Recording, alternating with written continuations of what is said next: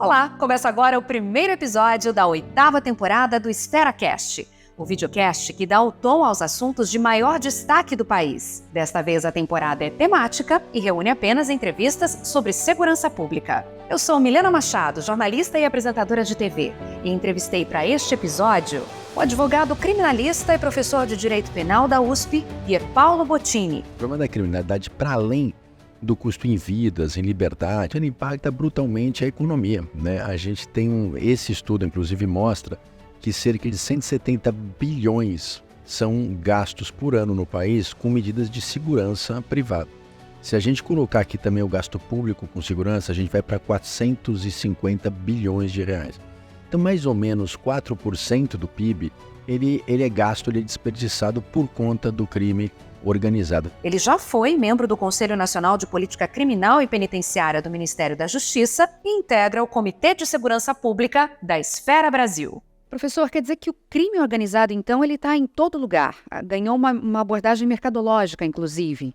Isso, ele não só está em todo lugar, né? Esse estudo mostra que ele está de norte a sul do país, dominando inclusive as rotas de entrada e saída de droga. Então a gente tem crime organizado na fronteira com o Paraguai, a gente tem crime organizado na Amazônia e no resto do país também. Mas mais do que isso, ele não atua apenas naquelas áreas tradicionais de crime, como por exemplo o tráfico de drogas, o contrabando de cigarros. Hoje ele entrou em diversas outras áreas para aumentar o seu portfólio de atividades e também para lavar o seu dinheiro. Então a gente tem um crime organizado no setor imobiliário, no setor de luz, no setor de gás, crime organizado na mineração ilegal, na extração de árvores e até o crime organizado disputando licitações públicas. Então a dimensão do crime organizado hoje é muito maior e vem aumentando. Nossa, como faz para o cidadão, né, para a pessoa comum se proteger ou se defender?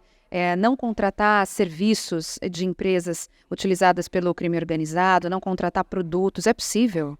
É muito difícil, claro que depende do lugar e da situação, mas você tem hoje alguns territórios dominados pelo crime organizado, onde ali todo o serviço de luz, de água, de gás é dominado pelo crime organizado. Então muitas pessoas não têm essa opção.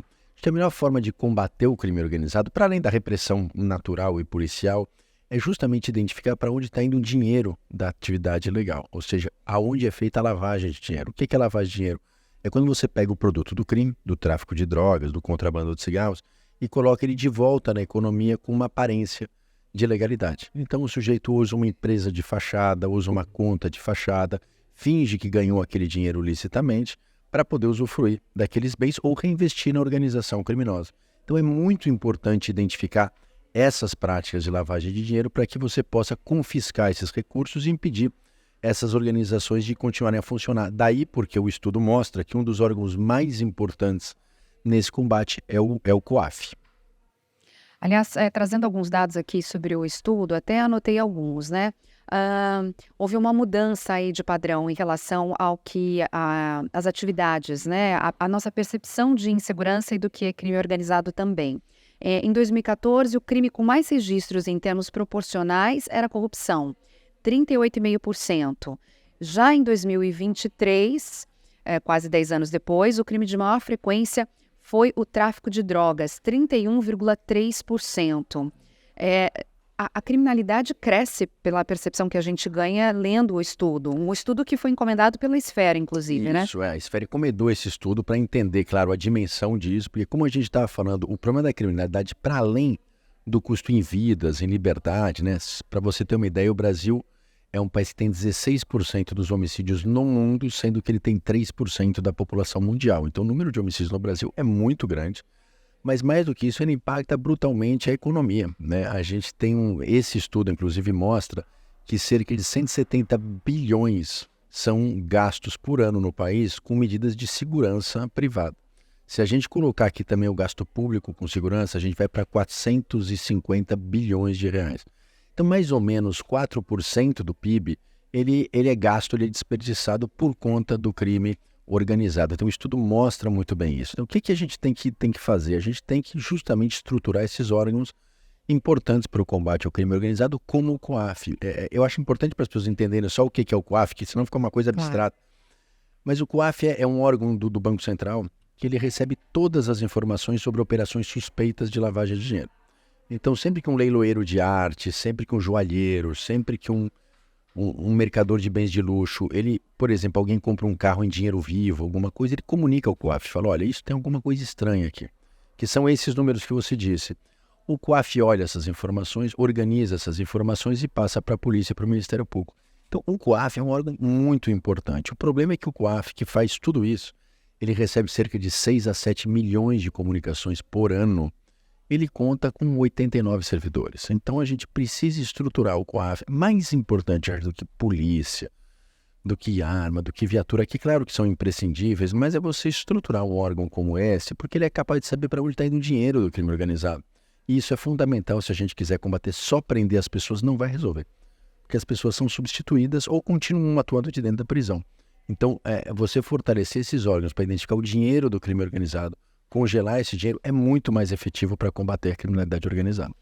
Aqui, durante a nossa conversa, o senhor citou algumas atividades, né, que o crime organizado está permeando para justificar a lavagem de dinheiro. Então, entre elas, a mineração ilegal, extrativismo de árvores, a criação de gado também em áreas preservadas, tudo que acontece fora da atividade urbana, vamos dizer assim, né, que tem também uma natureza muito específica de regulação, que foge também até ao alcance do olhar, visualmente falando. A gente não sabe muito bem onde começa, onde termina, né? Exatamente. E nisso acaba construindo preconceitos sobre essas atividades, que são essenciais também para o desenvolvimento econômico do Brasil e a responsabilidade que o Brasil tem também perante o mundo, quando a gente fala de agronegócio, falando sobre a segurança alimentar, quando a gente fala de mineração, quão importante é o Brasil na mineração, para a estruturação de componentes eletrônicos, para a tecnologia, etc. Como é que o segmento também pode se estruturar e se fortalecer para combater junto, né, com essa força de polícia e de fiscalização econômica que é o COAF, essa situação? Essa pergunta é fundamental, ou seja, na verdade, os profissionais que atuam nesses setores, eles são muito importantes para ajudar a prevenir e combater a lavagem de dinheiro. De que forma? E eles têm regras para isso, você bem falou, vários desses setores já são regulados. Então, o que eles têm que fazer? Sempre que eles identificam um ato suspeito de lavagem de dinheiro, e esses atos estão classificados, estão organizados, eles precisam comunicar ao COAF. Porque, veja, eu não tenho como combater a mineração ilegal e o extrativismo de árvore em loco. Você precisaria colocar milhares de policiais na floresta. Então, como que você faz? Você tem que identificar para onde esses produtos estão sendo levados. E para onde eles são levados? Para as casas de receptação de ouro, para as madeireiras, para os frigoríficos. E, de alguma forma, e mais do que isso, o dinheiro que se ganha com essa atividade vai para o banco. Então, em algum momento, ele tem um ponto de contato com a economia formal. É quando ele entra na economia. E aqui são essas entidades, como você bem disse, que tem que ter essa obrigação de comunicar o COAF.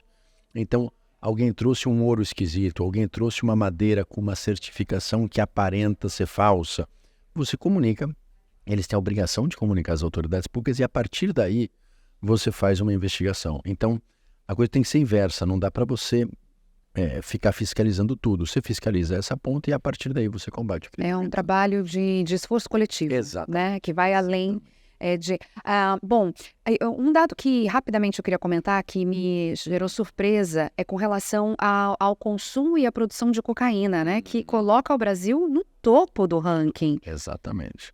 O Brasil, ele era um país meramente de passagem, ele tinha pouco consumo, ele acabava não refinando e não produzindo cocaína. Hoje ele já refina a cocaína, ele tem um consumo alto, mas a quantidade de cocaína exportada pelo Brasil para a Europa e para a África é avassaladora. Assim, realmente é muita coisa.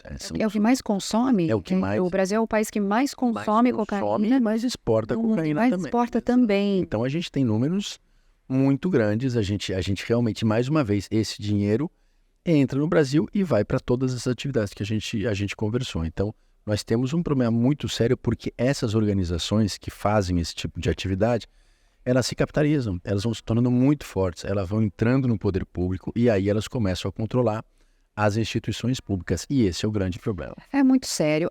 Eu queria finalizar o nosso papo com 3 perguntas. Eu pedi para o senhor responder rapidamente, coisa de 30 segundos, só para a gente realmente ilustrar de uma forma bem impactante, né, esse contexto que a gente vive sobre segurança pública. Na sua opinião, quais são os maiores impactos da falta de segurança pública no Brasil na sua vida, nos segmentos econômicos? O que o senhor mais destacaria? Acho que, em primeiro lugar, a falta de segurança cotidiana, né? As pessoas não saem mais na rua porque elas têm medo de ter o seu celular roubado, de ter um sequestro relâmpago. Em segundo lugar, no mercado econômico, porque a gente viu os impactos para o PIB, para o mercado de seguros. Em terceiro lugar, pela democracia. E essa é a minha maior preocupação, porque esse tipo de insegurança acaba turminando discursos autoritários que são aplaudidos pela população. A gente está vendo isso na América Central, em alguns países da América Latina. Eu tenho muita preocupação que isso aconteça no Brasil. Muito bem pontuado. Se a gente pudesse colocar numa escala de 0 a 10, o senhor acredita que o Brasil se desenvolveria o quanto economicamente se a gente diminuísse essa sensação de insegurança? A sensação, né? Nem resolver a questão do crime, né? É o que eu te disse, a gente hoje compromete 4% do PIB, pelo menos pelo estudo do IPEA, em gastos com segurança pública, em prejuízo decorrente do crime organizado. Se a gente colocasse esse dinheiro na economia formal, você teria muito mais impostos para serem pagos. Então, o impacto, é muito difícil de calcular o impacto da criminalidade, mas a gente está falando de uma parcela significativa do PIB e centenas de bilhões de reais que a gente gasta em seguro, em proteção, em polícia, que podiam estar sendo investidos em desenvolvimento científico e tecnológico do país. Além da maior arrecadação, direcionar o dinheiro para uma outra área. E qual que deve ser o primeiro passo, na sua opinião, rumo a um Brasil mais seguro? Eu acho que o mais importante é a gente identificar a lavagem de dinheiro. É para onde está indo o recurso dessas organizações criminosas. Porque se a gente fizer isso, a gente desestrutura essas organizações e elas não vão ter mais dinheiro para pagar os seus soldados, os funcionários públicos que elas de alguma forma corrompem. E assim você consegue esvaziar e fragilizar essas organizações. Então, eu acho que o combate à lavagem de dinheiro é fundamental.